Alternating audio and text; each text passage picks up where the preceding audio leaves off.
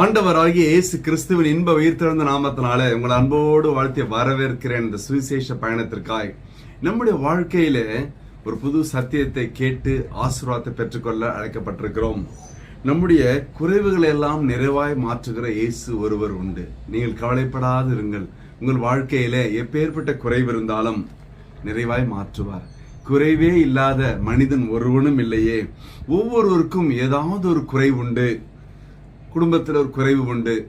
பெரிய செல்வந்தனுக்கு நிம்மதி இல்லாத, சமாதானம் இல்லாத ஒரு குறைவு. ஏழைக்கு ஒரு ஆகார குறைவு. வசதி உள்ளவனுக்கு நிம்மதி குறைவு. பெருந்தீரிக்காரனுக்கு உடல்நல குறைவு. இல்லைங்களா? அப்ப எங்கு திரும்பினாலும் குறைவு குறைவு குறைவு தான். யாராவது சொல்லியிருக்காங்களா எங்களுக்கு எல்லாம் பூரணமா இருக்குன்னு சொல்லியிருக்காங்களா? எப்பொழுதுமே ஒரு குறைவு, இல்லைங்களா? ஆனால் இந்த நாளிலே நம்முடைய அருமை ஆண்டவர் அதை மாற்ற விரும்புகிறார். பிலிப்பியர் 4வது அதிகாரம் 19வது வசனம் சொல்லுகிறது, என் தேவன் தம்முடைய ஐஸ்வரியத்தின்படி உங்கள் குறைவெல்லாம் கிறிஸ்து இயேசுவுக்குள் மகிமையிலே நிறைவாக்குவார். ஹல்லேலூயா. எந்தெந்த காரியத்தில் குறைவுபட்டு இருக்கிறீர்களோ அது என் தேவனால் நிறைவாய் மாற்ற முடியும். நிறைம்பொழிகிற பாத்திரமாய் மாற்ற முடியும். ஒரு முறை ஒரு அழகான வாலிபன் இருந்தான். அவனுடைய மூக்கு சப்ப மூக்காய் இருந்தது. தட்டையா இருக்கும் பாருங்களேன்.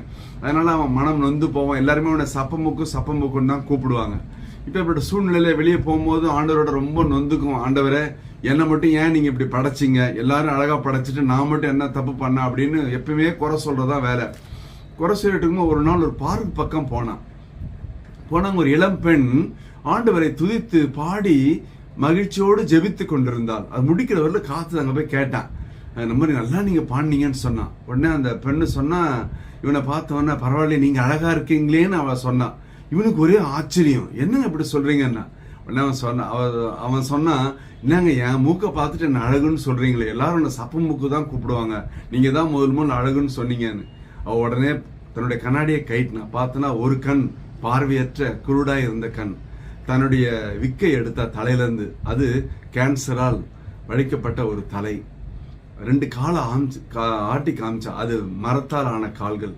அவன் உள்ளம் உடைந்து போனது. அப்ப அவளுக்கு அவ்வளவு குறைவு இருந்து கூட ஆண்டவருடைய சமூகத்திலே பிரசன்னத்திலே நிறைந்து மகிழ்ச்சியாய் சந்தோஷமாய் சமாதானமாய் துதித்து பாடின பிறகு அவன் நினைச்சான், எத்தனையோ நாட்கள் நான் ஆண்டவருக்குள் என்னை நான் சமாதானமாய் நிறைவை சொல்ல முடியவில்லை என்று வருத்தப்பட்டான். நம்முடைய வாழ்க்கையில கூட நீங்கள் எப்பொழுதுமே உங்கள் குறைவையே கண்டு கொண்டிருக்காதீர்கள். நம்மை விட அதிகமான குறைவுள்ள மக்கள் உண்டு. ஆண்டவருடைய உள்ளம் எப்படி தெரியுங்களா? முதலாக அற்புதம் செய்யும் பொழுது காணா ஒரு கல்யாண வீட்டிற்கு வந்தார்.